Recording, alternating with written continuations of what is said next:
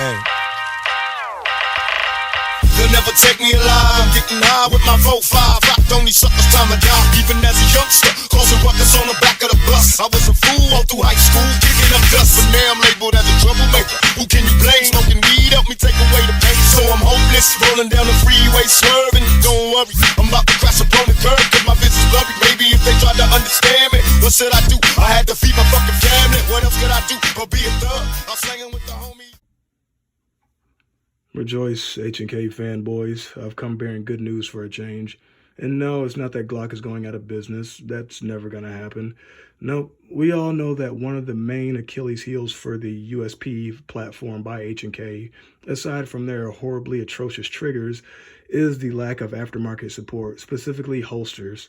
Well, come to find out, Safariland just so happens to make an ALS holster that accommodates the big boy USP 45. I'm talking about this guy right here. So automatic locking system, or ALS, just means that when you put your pistol in the holster, it locks automatically. So it's not getting out. See what I did there?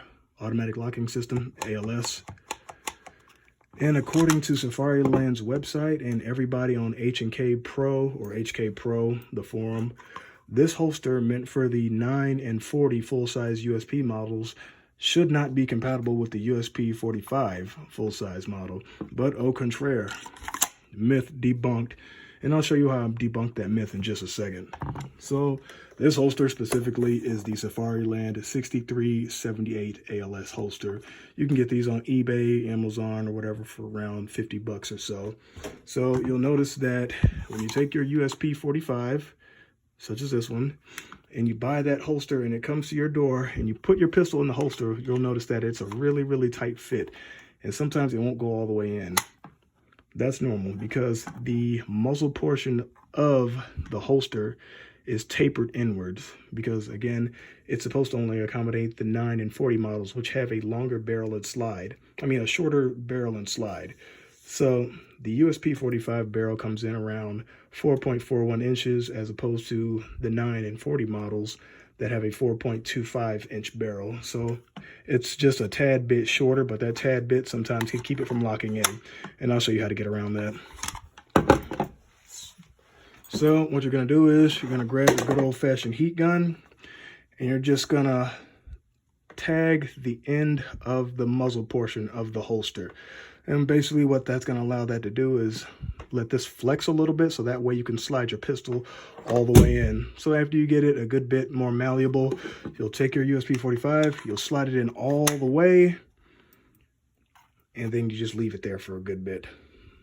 If you want to, you can heat it up a little bit more. Just take your pistol out. Make sure it's clear and unloaded like this one is. Nothing in the chamber. The chamber tastes like an empty chamber. So we're good there. So you're just going to heat this portion up, slide your gun in there, and then boom, eventually you'll be able to slide it in with very minimal effort. If you have to, you might have to tag the portions of the holster where you see the indentations of the slide.